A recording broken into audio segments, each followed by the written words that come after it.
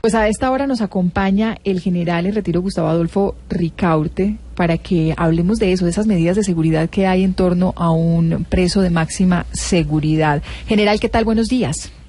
Buenos días, Mónica, usted. Muchísimas gracias por su gentileza y obviamente que no deja de asombrarnos este caso de Juliana Zamboni y obviamente el interno Rafael Uribe Noguera. Sí, no nos deja de asombrar, general. Usted que fue exdirector del IMPEC, ¿nos puede contar un poco de ese tipo de medidas de seguridad para los presos de máxima seguridad? En el caso de Uribe Noguera, lo que se ha conocido debe ser así. A él lo están despertando cada media hora en las noches, la comida que se le lleva hasta la celda es grabada a través de video para tener la seguridad, está en una celda aislada de los otros presos y de inclusive otros guardianes del IMPEC. Bueno, sobre este particular hay varias cosas que obviamente aclarar. Colombia tiene cerca de 139 establecimientos carcelarios, de los cuales son 5 que operan como centros mayores y obviamente la Cárcel Metropolitana de Bogotá. Sin embargo, el instituto hace una diferencia entre centros carcelarios para sindicados y centros carcelarios para condenados. En este caso, La Picota es un centro carcelario para condenados, sin embargo, de la población que tengo entendido debe estar en los 8.700, tendrá unos 1.200 que están sindicados por muchas razones. Obviamente porque La Picota es un centro carcelario que reúne las características para presos de esta condición. En Colombia están clasificados los centros carcelarios para personas sindicadas y para personas que pasan de su condena de más de 10 años de prisión. Le menciono algunos, como Cómbita, Picota, Valledupar, Girón, entre otros. Entonces, cuando tenemos una clase de estos internos, lo que se hace es esperar la decisión del juez. Mientras están sindicados, dependen directamente del señor juez. Y Ajá. Cuando la condena entra en firme, queda directamente dependiendo del director nacional del IMPEC, y para este caso, obviamente, de los directores de cada centro carcelario. O sea, general, déjeme, lo interrumpo para que aclaremos ese tema. Hasta este momento, Uribe Noguera continúa siendo sindicado. Él ya se declaró culpable, pero continúa siendo sindicado. Está a disposición del juez mientras se le condena el próximo 29 de marzo y se lee cuál va a ser la condena que pagará Uribe Noguera por el caso de la pequeña Juliana Zamboni. ¿Qué implica que esté a cargo del juez? ¿Es el que determina entonces qué tipo de vigilancia se le debe hacer al preso? Sí, el señor juez lo que determina mientras está sindicado es el establecimiento carcelario. Tengo entendido que seguramente subieron un modelo, pero modelo no tiene los requisitos para una clase de internos como el interno Rafael Uribe Noguera. Entonces lo que se hace es recomendarle al señor juez para que determine un centro carcelario de mayor seguridad, como en este caso La Picota. Una vez la condena esté en firme, el director nacional del IMPEC tiene la atribución nacional para trasladarlo en los diferentes centros carcelarios que él considere pertinente y donde las medidas de seguridad van encaminadas a proteger la vida y la integridad personal del interno.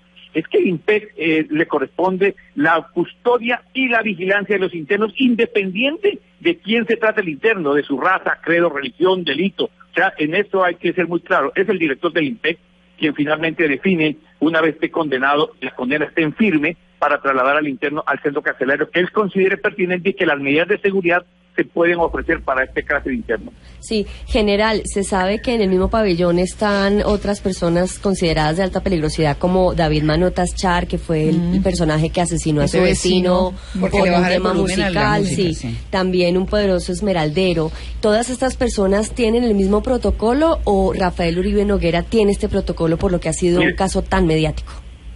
Los protocolos están establecidos en manuales que obviamente se estudian frecuentemente y se ajustan, pero hay que recordar que el Instituto Nacional Penitenciario tiene 6 regímenes: régimen para políticos, régimen para estos internos de alto de alto riesgo, para internos de altas condenas, etcétera. O sea, hay varios regímenes para diferentes internos. No es lo mismo un interno que está condenado a 5 años o 8 años que un interno que pasa condenas de 10, 20, 30, 47 años, que tal vez es el que más tenemos. Pero también quiero aclarar que cuando un interno entra condenado, este interno nosotros lo llamamos clasificación en fase.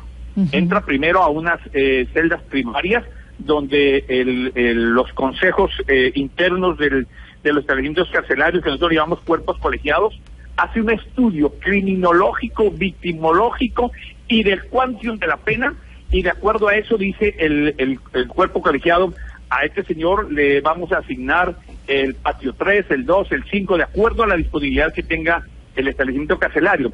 Ese interno, una vez sale de la celda primaria debidamente clasificado, pasa a lo que nosotros llamamos alta seguridad. No quiere decir que todos los establecimientos que son pabellones de alta seguridad, no, es que entra en fase de alta.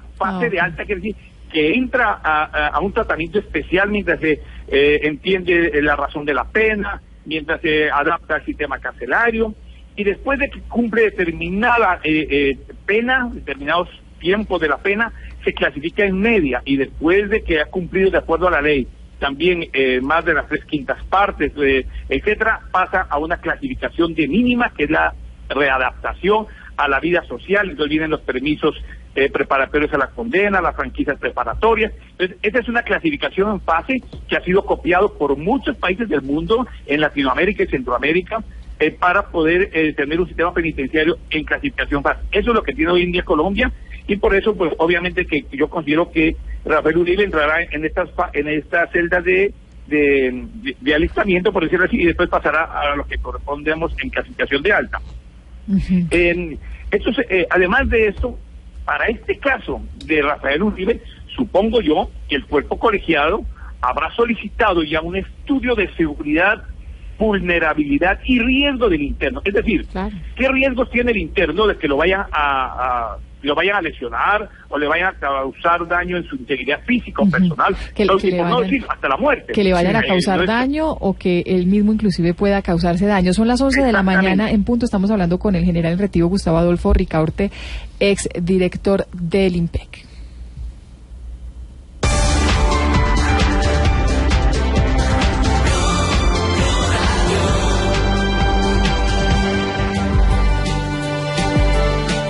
Y es que precisamente hablamos del caso de Rafael Uribe Noguera porque ha sido un caso, pues, que nos ha dolido en el alma a todos, que nos ha sacado muchas lágrimas y que a veces nos resistimos a creer, pero además porque se genera también mucha expectativa y a veces rumores y cuentos que también pasan un poco a lo fantástico sobre lo que hay alrededor del tema de seguridad. Y aunque uno crea que es fantástico, pareciera que no. Esos casos, Octavio, de presos de máxima seguridad en el planeta están rodeados de unas cantidades de decisiones, de indicaciones que a veces uno no cree y escapan a la realidad que uno creería solamente son de la televisión. Exactamente, en Venezuela, y aprovechamos que está el general con nosotros para que escuche esta historia. En Venezuela recientemente hubo un caso parecido, un preso de máxima seguridad, una persona que era un deportista de altísima competencia en Venezuela, era el boxeador más importante de Venezuela en los últimos tiempos, sí. Incluso llegó a ser retado por Manny Pacquiao, por Floyd Mayweather, es decir, era la esperanza sudamericana, exacto, en su peso, muy importante. Esta persona, que se llamaba Edwin Valero, fue cumpliendo su etapa deportiva hasta el punto de convertirse en ese grandísimo boxeador, pero empezó a vincular su carrera y su vida al fallecido presidente venezolano Hugo Chávez, a tal punto que llegó a tatuarse en el pecho el rostro de Hugo Chávez y la bandera de Venezuela, con la que luego disputaba sus combates, y era muy llamativo verle el rostro de Chávez en el pecho al boxeador. Esa persona tuvo muchos inconvenientes, una persona que salió de un barrio muy pobre, demás, en su vida, pero quizás el inconveniente más importante que tuvo fue que en medio de esa disputa por los grandes trofeos y por la cantidad de dinero que devengaba, que era muchísima, fue con su esposa a un hotel, discutió con su esposa, con la que ya tenía muchos problemas de violencia, discutió con su esposa en un hotel muy reconocido en una ciudad muy importante de Venezuela que se llama Valencia, y terminó matando a la esposa a golpes. La esposa falleció en ese hotel y él salió caminando del hotel totalmente ensangrentado y fue directo a la cárcel, a quedarse en la cárcel. Pues esta persona tuvo este protocolo de seguridad durante mucho tiempo por la importancia que significaba esta persona en el mundo deportivo y en el mundo venezolano y por su relación con el expresidente Hugo Chávez, hasta un punto, Mónica y amigos y general, que él terminó sin la protección. En un momento le quitaron la protección de máxima seguridad que tenía, como la que tiene hoy Uribe Noguera, le quitaron la protección y a los días apareció muerto en su celda. Muchos dicen que en principio se había suicidado y al final se comprueba que fue atacado por varios de los reclusos que estaban a la espera de ese momento. Entonces sucedió así y terminó, digamos, con el protocolo de seguridad muy poco tiempo y luego terminó falleciendo dentro de la cárcel a manos de los otros reclusos. Y eso se puede convertir en un gran escándalo, general, porque es que precisamente esos protocolos, y usted no lo contaba hace algunos minutos, están establecidos, sí. No son amañados, por así decirlo, a cada caso, sino que son estudiados, preestablecidos y determinados según el centro penitenciario en donde esté el recluso y según las mismas razones que tenga el propio caso. Mónica, yo le quería preguntar al general si este tipo de protocolos de seguridad tienen un tiempo de culminación. Es decir, supongamos que Uribe Noguera tiene una condena ya establecida de mucho tiempo, supongamos que de 40 años para tomar 60, un ejemplo, que es lo que está pidiendo 60 la Fiscalía. para tomar un ejemplo, ¿cuánto tiempo dura ese protocolo de seguridad? Y si ese protocolo de seguridad dura todo el tiempo que él esté inmerso en la cárcel, por ejemplo. Es que una vez el director del centro carcelario solicita se haga el estudio de seguridad, obviamente determina que hay que tomar todas las medidas de seguridad que sean conducentes para que no vaya a causarle daño a los otros internos o se vaya a causar daño en su integridad personal, pues va a estas cárceles que son de unos regímenes especiales, son unos regímenes estrictos. Mire, se controla visitas primeramente, hay control de visitas, hay control de la alimentación, es decir, que el director del centro carcelario ordena que los menús, quien prepara los alimentos, quien lleva los alimentos al interno, estén filmados, como se hizo en alguna ocasión con los hermanos Nule allá en Picota, cuando los iban a envenenar, y así con varios internos. Se filma quién prepara los alimentos, quién los lleva, quién lleva en el carrito los alimentos, y a la hora que los recibe. O sea, tiene un protocolo muy estricto realmente. Picota tiene una alta experiencia en eso y los otros centros carcelarios.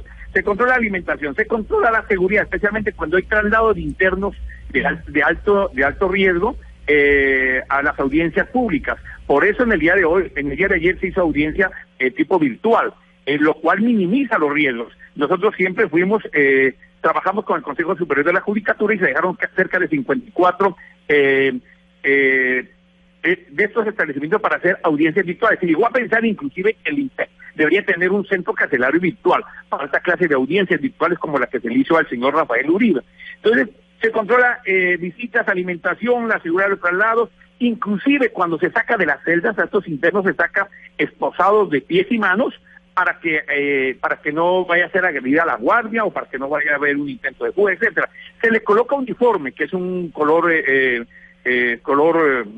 café claro, se les da unos horarios. La contada de estos internos es a las 4 de la tarde, es decir, a las 4 de la tarde se llama lista y se verifica que todos los internos estén listos o formados para pasar a celdas. Se les da la alimentación a las 3 de la tarde, se levantan muy tempranamente y obviamente la guardia ejerce un debido control sobre estas personas. Inclusive hay productos que no están permitidos para ellos, son productos de uso personal y de estricto control. Se les permite 2 camisetas, por ejemplo, blancas, una toalla, un pantalón, un par de zapatos, etcétera. O sea, estos casos que llaman la atención al interior de los penales, los directores tienen la obligación y los cuerpos colegiados de tomar todas las medidas necesarias de seguridad con los medios disponibles con que cuenta cada director. Bueno, yo quiero preguntarle, uno mira todo ese aparataje y todo ese andamiaje alrededor, que inclusive en una imagen que tenemos audiovisual, porque la fotografía por supuesto muestra que, como se informó, pues Uribe Noguera salió en imagen a través de una pantalla con 2 personas al lado. Entonces, preguntar lo esencial: ¿Cómo hace para lavarse los dientes? ¿Cómo hace para afeitarse? Porque es que eso tiene cuchillas, así sea una cuchilla, las cuchillas de afeitar, pues que hoy en día no son como las de antes, que se les podía sacar la cuchilla. ¿Cómo hacen para peluquearlos? Y uno se imagina entonces que para que no se suicide o para que no le hagan nada, entonces tienen que estarlo vigilando. ¿Cómo es ese aparataje ahí? Acuérdese que para el año 2013, tal vez el señor presidente de la República, en junio, con la señora ministra Rudestela Correa, se inauguró un centro estratégico penitenciario y se inauguró una sala de crisis. En esta sala de crisis, no sé si los medios lo mostraron en esa época, nosotros teníamos vigilados desde el centro de crisis directamente algunos internos de alta peligrosidad, o de alto valor, que nosotros le llamamos alto valor estratégico. Se vigilan, las celdas tienen obviamente unas cámaras de control que permite establecer todos los momentos, el momento de la ducha, el momento de acostarse, el momento de tomar los alimentos. Hay algunos espacios que se respeta obviamente la intimidad y el respeto por la dignidad del ser humano.